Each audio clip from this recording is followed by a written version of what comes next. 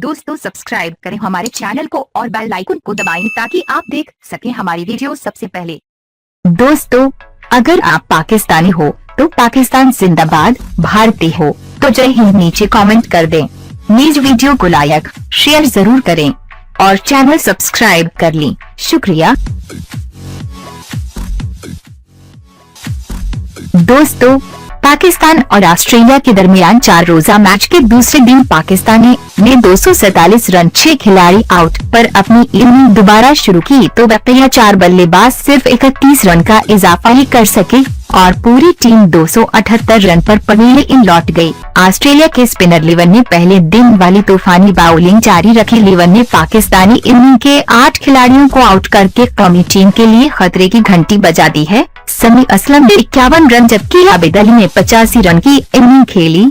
कप्तान असद शफीक खातिर ख्वाह कारकर्दगी ना दिखा सके और सिर्फ 14 रन बना सके। ऑस्ट्रेलिया ने अपनी पहली इनिंग में पाकिस्तानी बॉलर्स को बेबस करते हुए पहली विकेट की शराकत में उस्मान ख्वाजा और अरुण फिंच ने 82 रन बनाए। उस्मान ख्वाजा 35 रन बनाकर इफ्तिखार अहमद की गेंद पर कैच आउट हो गए। ऑस्ट्रेलिया की पहली विकेट 104 रन पर गिरी जब अरुण फिंच 54 रन बनाकर वफास मकसूद की गेंद पर आउट हुए। उसके बाद का सारा दिन ऑस्ट्रेलिया के मार्श बिरादरान के नाम रहा। मिचेल मार्श और सटारूब मार्श ने खुद एतमादी से बैटिंग करते हुए पाकिस्तानी बॉलर्स की खूब क्लास ली। दोनों भाइयों ने अपनी अपनी नस्ब सेंचुरियां बनाए और तीसरी विकेट की शराकत में 103 रन बनाकर क्रीज पर मौजूद है। आज के दिन के इख्तिताम पर ऑस्ट्रेलिया ने 2 विकेट के नुकसान पर 207 रन बनाए हैं।